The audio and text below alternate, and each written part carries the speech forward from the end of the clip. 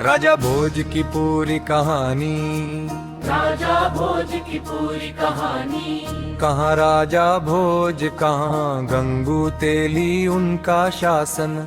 कहाँ राजा भोज कहाँ गंगू तेली उनका शासन। भारत के स्वर्णिम युगों में गिना जाता है। राजा भोज कहाँ गंगू तेली उनका शासन। राजा भोज से जुड़ी एक प्रसिद्ध कहावत है। राजा भोज से जुड़ी एक प्रसिद्ध कहावत है। बचपन और संघर्ष राजा भोज कान थे भारत के महान राजाओं में से एक थे। राजा भोज कौन थे? उन्हें विद्वानों का राजा और धर्म ज्ञान और वीरता का प्रतीक माना जाता है। राजा उनका शासन लगभग 11वीं शताब्दी में मध्य भारत के मालवा क्षेत्र में था। उनकी राजधानी थी धार। राजा भोज परमार वंश के शक्तिशाली राजा थे। कहा जाता है कि उनका शासन लगभग 1010 ईस्वी से 1055 ईस्वी तक चला। राजा भोज की पूरी कहानी में सिर्फ योद्धा ही नहीं बनी, बल्कि महान लेखक वैज्ञानिक वास्तुकार और कला प्रेमी भी थे। उनके नाम से आज भी कई जगह प्रसिद्ध हैं, जैसे भोजेश्वर टेम्पल। अप्पल ईस का निर्माण राजा भोज ने करवाया था। भोपाल का पुराना नाम भोजपाल माना जाता है। कहते हैं कि राजा भोज बचपन से ही बहुत बुद्धिमान थे, लेकिन बचपन में वे गंभीर बीमारी से पीड़ित हो गए थे।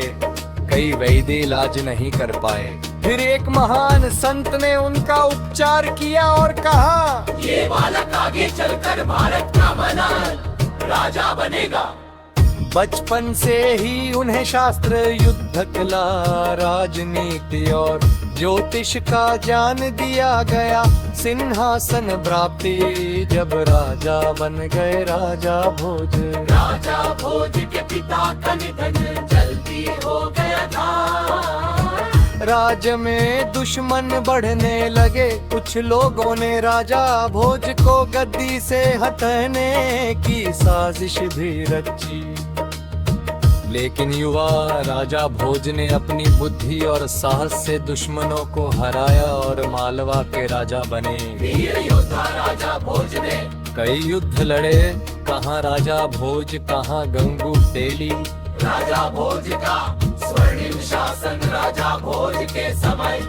बड़े तालाब बने, मंदिर और विद्यालय बने, साहित्य और विज्ञान को बढ़ावा मिला। जनता सुखी मानी जाती थी। मृत्यु और विरासत राजा भोज की मृत्यु के बाद भी लोग उन्हें नहीं भूले। आज भी मध्य भारत में उनके सम्माने में कहानियाँ, लोकगीत और ऐतिहासिक कथाएं सुनाई जाती हैं। वे भारतीय इतिहास में एक आदर्श राजा माने जाती है।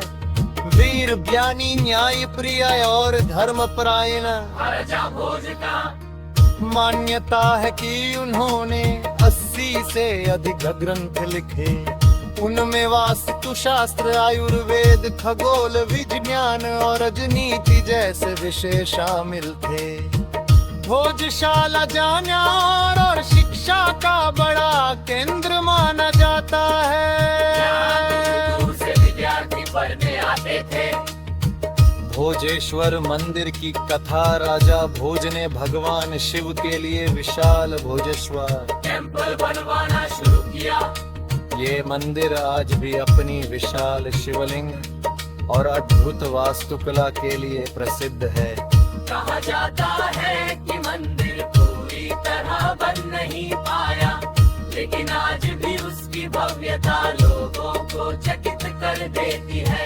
राजा भोज का स्वर्णिम शासन। राजा भोज के समय बड़े तालाब बने, मंदिर और विद्यालय बने, साहित्य और विज्ञान विज्ञान को बढ़ावा मिला, जनता सुखी मानी जाती थी। मृत्यु और विरासत राजा भोज की, मृत्यु के बाद भी लोग उन्हें नहीं भूले।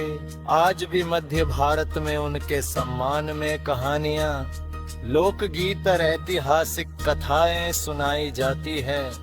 वे भारतीय इतिहास में एक आदर्श राजा माने जाते हैं। ये न्यायी, न्याय प्रिया और धर्मप्राय राजा भोजपाल, राजा भोज की मृत्यु के बाद भी लोग उन्हें नहीं भूले।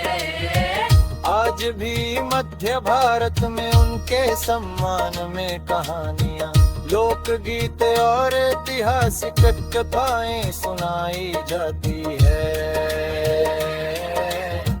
वे भारतीय इतिहास में एक आदर्श राजा माने जाते हैं। वीर, ज्ञानी, न्याय प्रिया और धर्मप्राय राजा भोजपाल, उन्हें विद्वानों का राजा और धाम, ज्ञान और वीरता का प्रतीक माना जाता है।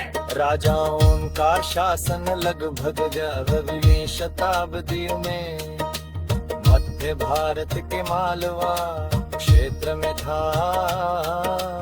उनकी राजधानी थी। राजा भोज परमार वंश के शक्तिशाली राजा थे।